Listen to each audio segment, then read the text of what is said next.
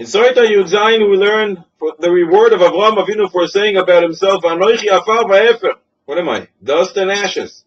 For that, his descendants will get two mitzvahs. The efer of the para aduma, the ashes of the para aduma, and the afar of the soita. Explain the Beis HaLevi. This is the measure for measure. What did Avraham mean when he said, I'm dust and ashes? Ashes had once some kind of importance, not anymore. It's ashes. You can't do anything with it. Afar, dust, had nothing in the past, but now you can do something with it. You can build with it. Something maybe will grow from it. There is future, but there is no past. Avraham Avinu says about himself, Anoichi, afar va'efer. There was nothing in me once. There's nothing that's going to come out of me. I'm a nobody. I'm a nothing. For that, he got two mitzvahs.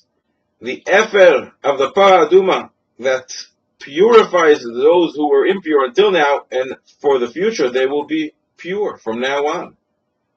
He also got the dust, the afar of the soita that comes to find out, to verify her purity from what happened in the past. He said something to do with the past and future. He got two mitzvahs that reveal the past and the future.